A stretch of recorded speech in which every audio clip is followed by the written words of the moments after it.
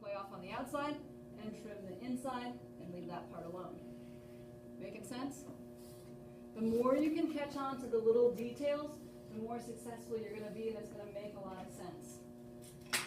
Okay, you have two tools here, two main loop tools you're going to use. This one is more for the large areas that you're taking off and the transition areas. So I'm going to use this more on the outside here and a little bit on the inside. When I get close to corners, I like to switch to the little one. It's more control, and I won't accidentally nick something off that I don't want nicked off. So make sure your tools are clean. See if you have a little bit of dry clay on there, it'll start to make a groove that you don't want, a little line on your work. Just make sure those are clean. And I'm going to take a look. There's my fingernail. So I know it's going to be about at this level. I don't want to go past that really. I'm going to begin by you can pick and choose. I'm going to start on close to the foot. So I'm going to take off some of this extra. My knees are clamped on the potter's wheel. My elbows are in. My left hand is on top of the bowl.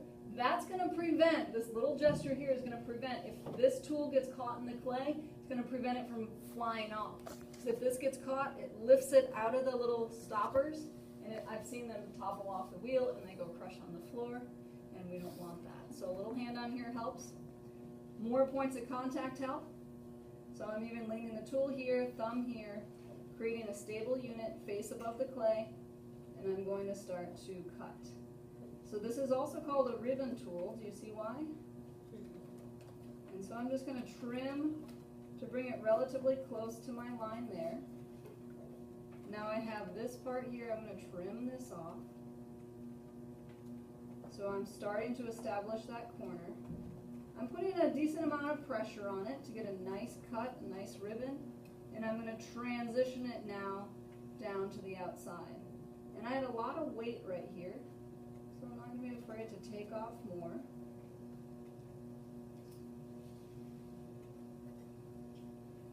And transition that.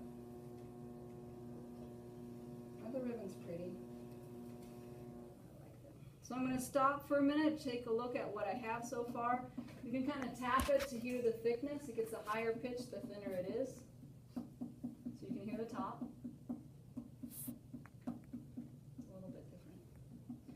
Okay, so I'm going to, at this point, I think I'm going to pause. And actually take off a little bit more. This is showing a really high foot. And I can always take my foot down. Once the last thing I do is flatten the top, and I can just keep on removing if I think it's too tall of a foot.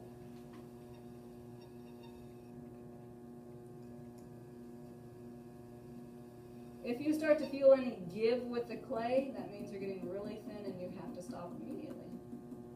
Okay, so I'm going to start with that. My next goal is to look at this contour edge and create the illusion that it's continuing into the middle. Remember that? Okay, so now I'm going to start to take off in here. I'm going to switch temporarily to this tool here.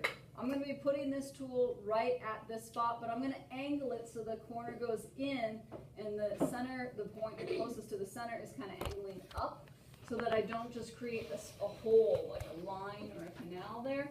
I want it to taper because it's a lot easier than to transition it towards the middle. So I'm going to keep my tool on the left side of my foot because, again, I don't want to cut my foot. My fingernail just got stuck in the side there. That's what that jump was. And now I'm going to just give it a start.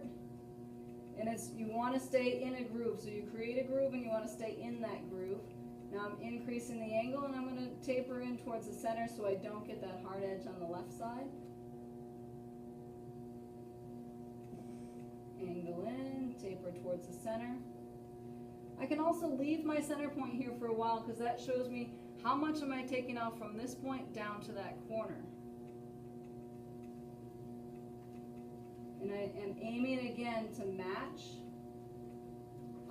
the contour from the outside up there. And this one's pretty dramatic on this bowl.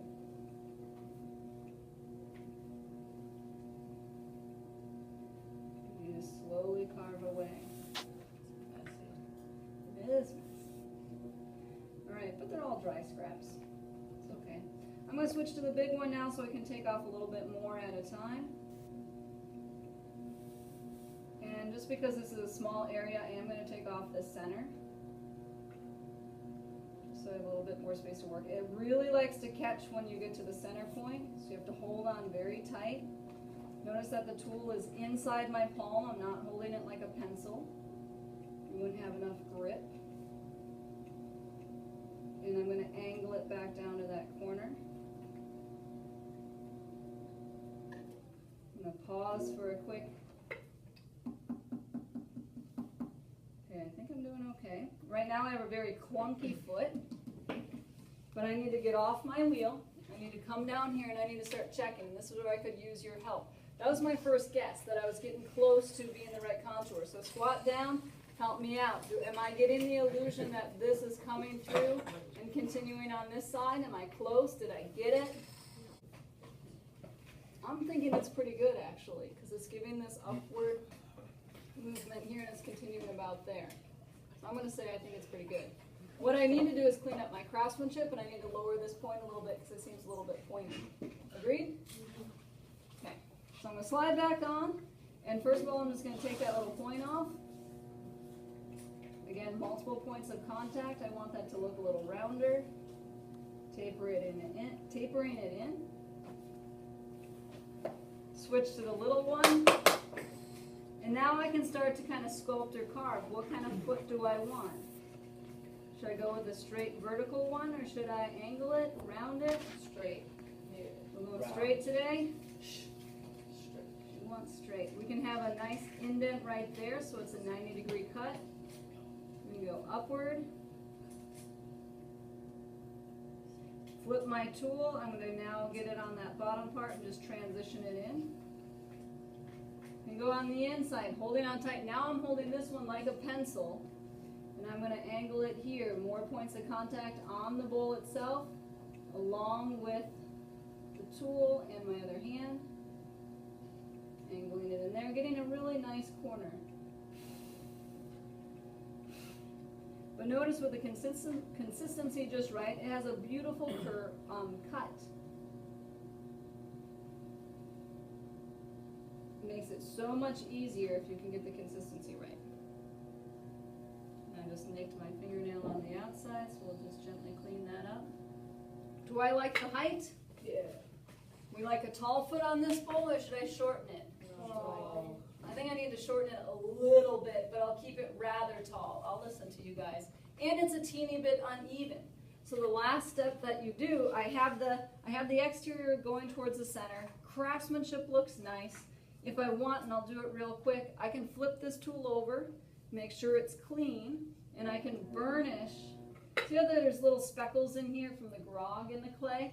I can burnish those out by just holding the wooden tool on there. It's going to make it smoother, shinier, and kind of compress those into the clay.